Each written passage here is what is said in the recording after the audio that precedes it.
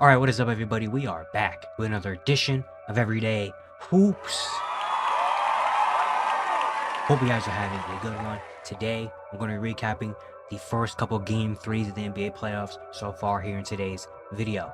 Thank you guys for the views on the videos and the shorts recently. I really appreciate it. If you do like the content around here, consider subscribing, liking, turn notifications to all stuff like that. I'd really appreciate it. Really helps out a lot. We're on the road to 1,000 subscribers, so all support around the channel be very much appreciated. Link to my Twitter and all that stuff down in the description below. And yeah, don't waste any more of your time. Let's get right into it. So starting with the first game of the night, we had Knicks Pistons Game 3. The Knicks come in and win this one 118-116 and take a 2-1 series lead. Another very tough, very physical game. A lot of confrontations and little scuffles here and there that we obviously expected.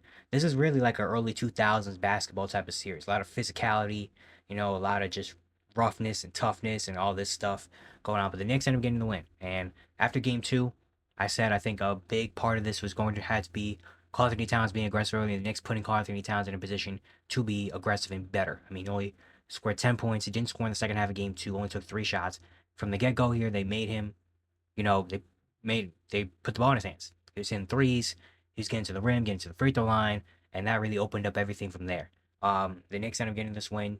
I mean, obviously, Jalen gave you 37 and 9, only 1 for 7 from 3, but got to the free throw line, 11 for 13, and hit 2 big clutch layups late in the game as well. But it was really, I think, Karl-Anthony Towns and OG Anunoby helped win this team the game.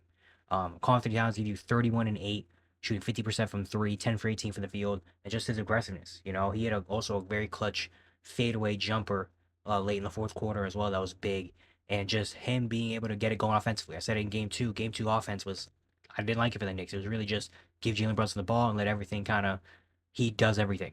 And Karl-Anthony Towns being not aggressive, OG, everybody else just not really doing much around him. This game, they put the ball in Karl-Anthony Towns' hands, let him work, and he dominated. He took advantage of his size, got to the free throw line 7 times. He only had 2 free throw attempts in the first 2 games combined. He had 7 tonight, hitting 4 threes, getting to the paint, having a couple and ones and some big shots. So his aggressiveness offensively was big. OG Anunoby finding a shot again, give you 22 points. He was really good throughout the first 3 quarters of this game as well, just being a guy that, he was putting the ball on the floor, looking a lot more confident like he did earlier in the first half of game 1. And yeah, those guys did their thing. Mikal Bridges gave you 20 and 7, 3 steals, 2 blocks, did a solid job defensively. And yeah, the Knicks ended up getting this win. I mean, they didn't shoot super crazy from the 3-point line, 12 for 32, but they got 29 free throw attempts, made 26 of them. And yeah, they also won the turnover battle, forcing 14 turnovers and only having 9. So really, it was, I think, OG and Cat were huge factors in this game for New York. For Detroit, not a great offensive game for them. Definitely looked a little sloppy at points. Dennis Schroeder was amazing. I mean, 18, 5 rebounds, 2 assists. He had 4 threes. He was huge in this game. Dennis Schroeder was absolutely amazing. Kate Cunningham had a tough shooting night, 10 for 25. He had 24, 7 and 11, 6 turnovers, 4 fouls. Just a kind of a sloppy game from him. Missed a couple easy shots late in this game as well. Just not a great year of him. And then, you got good performance from Tim Hardaway Jr. hitting 7 threes. 24 points, but it was just no one else could really get it going. Tobias Harris had a really big struggle of the game. Despite, I loved how Tobias played in the first 2 games. Today, 5 points, 2 for 9, 1 for 3 from 3, 5 fouls. Really tough game for him. Asar Thompson only played 17 minutes with 4 fouls. He has had a really rough go at it with the foul trouble in this series. Jalen Duren was all right, 16 and 8. He did have that turnover late in the game. Malik Beasley, 2 for 10 from 3. He shot, he's 3 for like 19 or something in his last 2 games from 3. And yeah, just need more production in the offensive end. Just showing their youth here. Kind of similar to game 1, where in the fourth quarter, they just couldn't get things to fall. The Knicks were just taking advantage of them. And yeah, just showing the youth and experience. That's really what happened in this game. They didn't have an answer for Karl-Anthony Towns. Karl-Anthony Towns finally figured out no one on this Pistons team can guard me, because really, it's true. No one on the Pistons can really match up with Karl-Anthony Towns. They don't have a crazy big body that's athletic. I mean, Jalen Duren's a big body, but he's not as athletic on the perimeter. And Isaiah Stewart's not as big as Jalen Duren. Paul Reed, they don't have a matchup for Karl-Anthony Towns. And Knicks finally understood that, and he took advantage of it. So yeah, another really good game though. I'm excited to see what happens in game 4. I think for game 4 for Detroit, they're going to have to get Malik Beasley back going into a groove. I think Malik Beasley changed a lot for this team. He brings a lot of energy off the bench, 3-point shooting, obviously, confidence. So I think Malik Beasley's going to have to get going. And they're going to have to find something with Asar Thompson. Asar Thompson, so far through 3 games, has been in foul trouble for the entirety of it. He's one of their top, if not maybe their best perimeter defender, and he's had to sit on the bench for a majority of the series because he's had what I think 5 fouls in game one, fouled out in game two, 4 fouls today. So he's got like what 15 fouls in 3 games. He's averaging 5 fouls per game. So they're gonna have to figure something out with Asar Thompson. Tobias Harris obviously needs to be a whole lot better as well. But yeah, great game from the Knicks, great big win, and they got to keep this aggressiveness up. They got to keep Towns, got to keep OG, got to keep those guys into the game, and they got to keep putting the ball in those guys' hands because they can make something happen with it, not put all the load on Jalen Brunson. Besides for the late game in the fourth quarter, which we saw in this one. So yeah, Knicks 2-1 now. Next game we have that just finished wrapping up. OKC Memphis Game 3. The Thunder with an insane 29-point comeback victory and beat Memphis in, Tennessee 114-108 and take a 3-0 series lead, 1-1 away from bringing the brooms out. And what an absolutely nuts game this was. I mean, I honestly wasn't really, planning on paying a lot of attention to this game, especially when you have Denver and the Clippers on the other side playing together. And I wasn't paying attention. And then Memphis came out. Memphis punched OKC in the mouth. In the first quarter and a half, Memphis just Mike Tyson uppercutted OKC early. I mean, everything was working. Scottie Pippen Jr. was on fire. Jaren Jackson was getting to the rim. John Morant was doing his thing. Santi Aldama was coming off the bench hitting his shots. I feel like everything was going Memphis' way. Anything OKC did just didn't matter because Memphis was just dominant. It had a 29-point lead at one point, 26-point lead at halftime. Half of the second quarter, John Morant has a scary fall. Suffers that big injury. Out for the rest of the game. Who knows what happens in game 4 now with him with his hip, if how good he is, but that was just a really unfortunate situation. I saw people blaming Lou Dort. I'm not blaming Lou Dort because he literally slipped. Like he didn't go out of his way and just say, you know what, like push him. Like he literally was getting back on defense on Scottie Pippen, saw John Morant behind him, made the right play. I gotta go contest John Morant's shot, and he just slipped and fell, and his momentum fell in the jaw. Like what else could he do in that situation? So I don't blame Lou Dort for that, even though a lot of people are because he has a history. I'm not falling for that. And then the third quarter, but honestly, I'm gonna sound like LeBron. How LeBron has that. Oh, I know he's gonna score 81. I know I'm gonna sound like that. But I honestly had in my heart, I was like, I wasn't really super worried about the OKC. I was like, OKC could come back from this. I just had a feeling in my heart, OKC is gonna come back and win this game. And slowly, in the third quarter, Chet Holmgren, awesome in the third quarter. He had 1 point in the first half, hit 4 threes in the third quarter. J-Dub started getting going. Shea hit a couple shots here and there. Alex Caruso's defense was absolutely insane. Memphis just could not hit a shot to save their lives in the third quarter. And OKC put up 36 in the quarter, made it a single-digit game. At that point, I was like, OKC's going to come back and win this game. But going through the fourth quarter, it's very back and forth. Shea starts getting more involved. Again, J-Dub and Chet. Alex Caruso's defense was absolutely phenomenal. And Memphis just couldn't get anything going. I mean, Jaren Jackson was trying, but just couldn't get anything really easy at the paint. Alex Caruso was locking him up. Desmond Bane could not hit a shot in this game. And then, yeah, Zach Edey's minutes weren't great. The bench, couldn't provide much of anything at all. Scottie Pippen Jr. started going a little quiet. And the Grizzlies don't score for almost the last 5 minutes of the game. And OKC comes down, and they help win this game 114-108. Yeah, Shea still gave you 31 and 8 assists. But the crazy thing is, Shea hasn't really been great in the first 3 games. Like, Shea's probably been like their third, fourth best player for OKC in the first 3 games, and OKC has still won all of them. And that is very scary. But Shea's going to have to get it going at some point because they're going to have to face Denver or that Clippers next round. He can't afford to be having 10 for 26 shooting nights, obviously. But it was J-Dub, great game, 26, 6, and 5. I want him to be a little more aggressive in the fourth quarter, but he did make a couple big shots, like that pull-up mid-range I think he had late in this game. And Chet was awesome in the second half, 24 and 8, 8 for 16, hit 5 threes, just being a great stretch 5, putting the ball on the floor, dunking.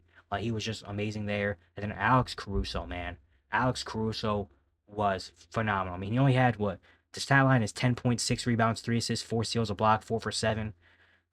Plus 5. Doesn't look anything crazy, but you watch Alex Caruso play in that court, and you see just how valuable he was. I mean, he was everywhere defensively. I feel like every possession he had a hand on something, whether a ball going out of bounds, a pass, like it didn't matter what. Jaren Jackson driving to the rim, he would just take the ball out of his hands. It felt like anything that Memphis wanted to do, Alex Caruso was right there in the mix of it and saying, no, give me the ball. It's our turn now. Like it was just a defensive masterclass that he put on in this one. He gets the game ball, the game MVP, because he was just the Thunder don't win this game without Alex Caruso doing what he does. So yeah, great game from him. Casey Wallace gave you some good minutes, as well as Joe hit a couple threes in this one. And yeah, OKC just showing their fight. They're down. I mean, down 29 on the road, up 2-0 in the dominance that they were showing. They could have just folded and been like, hey, you know what? We dominated them for 2 games. We're on the road. They got this one. You know what? Y'all got it. We'll just come back for game 4. But to, come out and say, no, we're not having this. We're 1 seed for a reason. We beat you by 51 points. We're not letting you do this to us. Watch this. And for them to come back and show the fight that they had and play the game that they did in the second half, and just dominating. I think they hold Memphis to 31 points in the second half. Just phenomenal stuff. So credit to OKC. For Memphis, that's a gut punch. I mean, if you thought that 51-point loss was a gut punch, this one dang near might be worse in some aspects, because I mean, you're up 29 at home, everything's going well, winning this game. It's 2-1. Now you got another game 4 at home with all the momentum, going your way, everything working, and then just like that, it gets taken from you. Your star player gets injured, and you lose that game at home, up by 30, and you lose. Like, I don't know how, with the season now, you're down 3-0, just like that. Now your season's 1 game away from being over, and it's like, man, I don't know how much, like, I don't know how you can come back. Like, I honestly won't be surprised if game 4 is another blowout for OKC.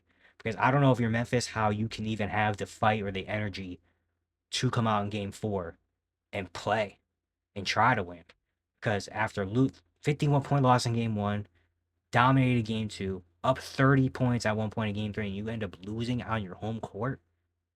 Like, that's probably the most, like, exhausting and, like, ego deflating 3 games that I've ever seen by a team. It's just, it really sucks. It's really unfortunate. And I mean, I'm gonna do the look-in video at the end of the season when Memphis officially their season's over, whether it's game 4, game 5, no matter what happens. But I'm saying now, I think some change is gonna have to come from Memphis in the offseason, because this is not working right now. This year is gonna change a lot about what Memphis looks like in the future. And yeah, I mean, again, credit to OKC. They came out, they did what they had to do. Well, they fought hard and came back and somehow won this game. But man, Memphis, that is just a gut-wrenching blow right there. Final game of the night, we had Clippers Nuggets, game 3 in LA. Clips come out, smoke Denver, win this one 117-83, a 34-point win, and they take a 2-1 series lead, back-to-back wins. I mean, the Clippers came out and dominated. I mean, James Harden was absolutely phenomenal in the first half, just doing whatever he wanted, getting whatever shot he wanted. The playmaking was there. Kawhi Leonard was hitting shots. Norman Powell has finally awoken. That end of that fourth quarter of game 2 really woke him up. He dropped 20 in this game, hit 3 threes. Zubac was big early on. And really, the defense of the Nuggets was just not there. I mean, Denver barely looked like they showed up to this game, honestly. I mean, 40% from the field, 7 for 26 from 3, 70% from the free throw line. Got dominated on the glass, 57-47, gave up 15 offensive rebounds in this game. Had 16 turnovers. This does not look like the Denver Nuggets at all. I mean, it was just really bad everywhere. MPJ 1 for 6 and 3, Aaron Gordon 6 for 16. The bench had what? The bench had 6 points in this game as a team. It was bad. It was really bad for Denver, and just got routed. Like, no, there's not really. I didn't have much analysis because I didn't really watch a lot of this game. Like, I saw Harden go off in the first half, and then once it got to like half of the second quarter, that's when OKC started making their run. So I locked heavily in on OKC. By the time every time I went back, the Clippers just had a larger and larger and larger lead. I probably watched like maybe 2 minutes of the second half in the middle of the third quarter when it was a timeout break for OKC Memphis, and was like, all right, I don't need to watch this game anymore. Like, literally, I started recording this video with like 3 minutes left because LA was up by 30. So like, it was just an absolute utter domination from the Clippers. They just looked on it. Everybody was hitting shots. Harden, again, awesome game. Kawhi, 21, 11, and 6. 20 for Powell, 19 for Zoo. Even Nick Batum hit 4 threes off the bench. Derek Jones hit a couple shots off the bench. It was just like Denver couldn't do anything. I mean, again, Denver just looked like they didn't show up to this game at all. Couldn't hit threes. Missed a lot of free throws, thanks to the wall by the Clippers. The defense was bad. The role players are bad. Everything. This is about as worse as you can play for the Denver Nuggets. This game was about as worse as I've seen them look in a very long time with Jokic on the court. And yeah, again, I don't really have much more to say about this game. The Clippers just smacked them, and now 2-1. Game 4 is obviously going to be huge. The Nuggets, I mean, they got to show some fight or some pride at least. Like, they cannot have another similar game like this. They need something to happen because the Clippers right now are firing on all cylinders. They've found their rhythm. Everybody's found, Kawhi's found their rhythm. Norman Powell looks like he's woken up. James Harden is doing what he wants. The bench is starting to hit some shots now. The defense is starting to lock in. The Clippers have a lot of momentum right now. After winning game 2 in that fashion, they're coming out and smacking you in game 3, game 4 at home. That's literally the Denver. I feel like Denver season's on the line in game 4. Like Denver, that's a must win for Denver because if Denver does not win that game, down 3-1, you're gonna have home court advantage and you have the best player in the world. But the Clippers have a lot of momentum right now. When you give this Clipper team, I feel like you give this team momentum and you give Kawhi Leonard just a chance of killing you and drowning you in the water. Kawhi's gonna come out and do it, man. So yeah, just a utter dominant performance from LA. Not really much more to say. Yeah, it's gonna be it for today. Hope you guys enjoyed. Stick around here for all of your playoff fix for basketball. We're gonna be covering everything here on this channel. Once again, if you enjoyed the content around here, consider subscribing, liking, turn on notifications, do all stuff like that. I'd really appreciate it. Really upset a lot. We're on the road to 1,000 subscribers once again, so all support around the channel be very much appreciated. And yeah, I'll see you guys tomorrow.